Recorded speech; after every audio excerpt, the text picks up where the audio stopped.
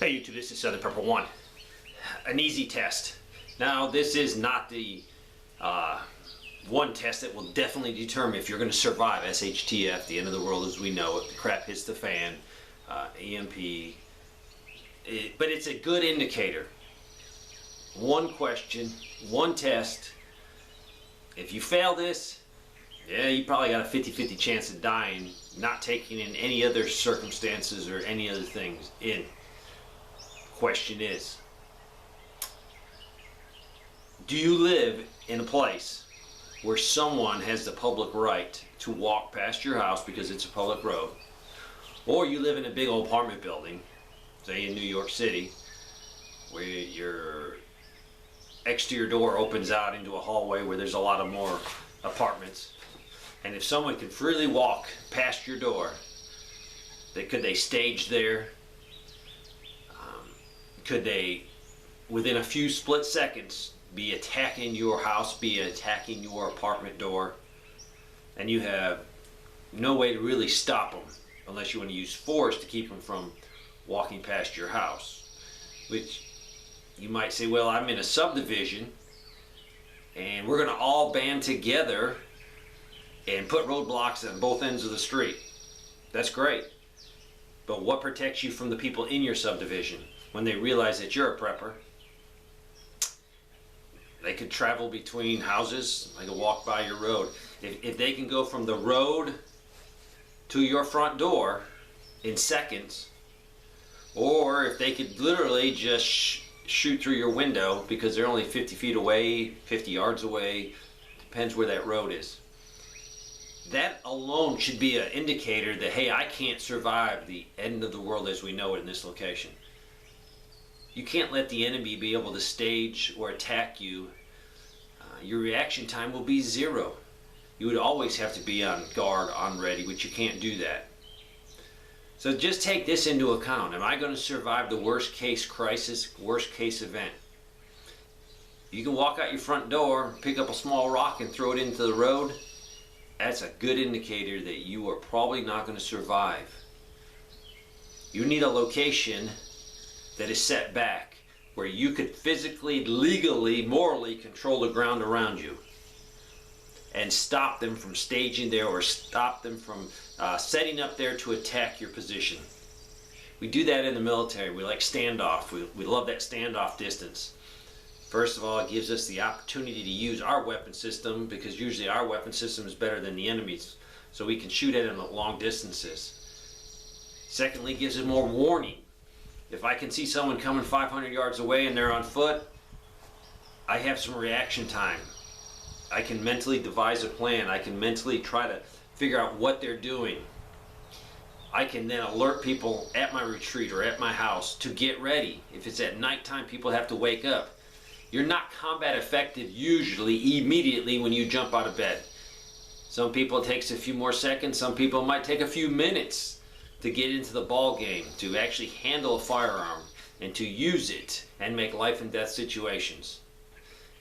In a grid down situation, you might be exhausted from hours and hours of being up, the stress and worry.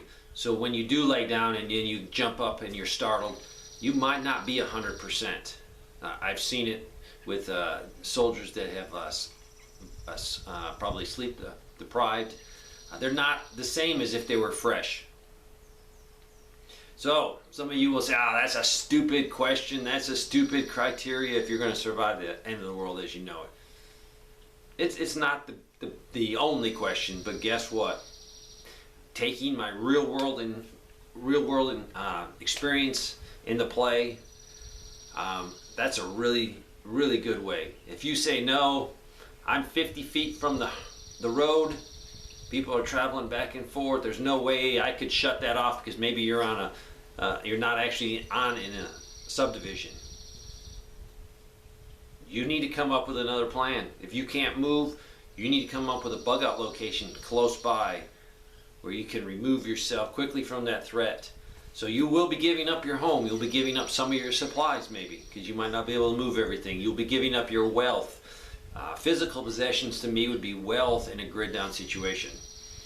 Your couch is wealth. Now, do you need a couch to survive? Do you need a bed to survive? No, you don't. But those things are going to contribute to your quality of life in a grid down situation. So, this is a question you need to ask yourself. You need to talk to your spouse. You need to talk to your family. You need to talk to your friends. Is my house, even remotely, gives our family a chance to survive the worst case? And if it is no, you have to do something about it. Because I will feel sorry for you when you are killed. But you have to put this as a priority. Is my house undefendable? I cannot survive long term at this location. Then you got to do something about it. Now you might say, well, it's sort of, I got sort of a standoff. I sort of can control it. Then you got to do other things. Other things being in whatever it takes to slow a person from a public space to your front door. Be it a fence, be it bushes with thorns, be it anything that you can put up to slow them down. It gives you more time, and we're trying to build time. But they can stand on a public place and direct harm onto your property. That's a no-no too. To look at your house. You might not be able to move. So what could I do? Could I build some type of landscaping and fortify my position like I've done here, which I'm already out in the country? A lot of people have commented on the road out front. Why do you have your firewood at the road? It's not a private road. We control it. Just a few of us own that road. So we have total control over it. I have total control of the front road right here. So mine's a little different than yours. Anybody that comes down that road past that no trespassing sign, I can legally deal with. And really, we can deal with them all the way down to the hardball, far away. So that's what you're trying to do. Ideally, I wish my house was pushed further into the woods. So if you have a piece of property, don't build right at the end. Well, it might be easy, it might be cheaper. The driveway will only have to be 100 feet, 200 feet, 100 yards long. Put that house in the best defendable place. If you're going to build a house, put it in the center. Or if it's not the center of the property, that's the best. Put it somewhere where defendability of your house is number one. I urge you to look up South Africa. I urge you to look up the farmers of South Africa, what they have to do to protect their homestead or their farm. I've studied and read everything I can get my hands on, because that is coming to us. It might not be black against white, white against black. It might be haves against have-nots. So evaluate your house. If it's lacking, do something about it, or live with it and try to do some physical things that can help you. Thanks for watching.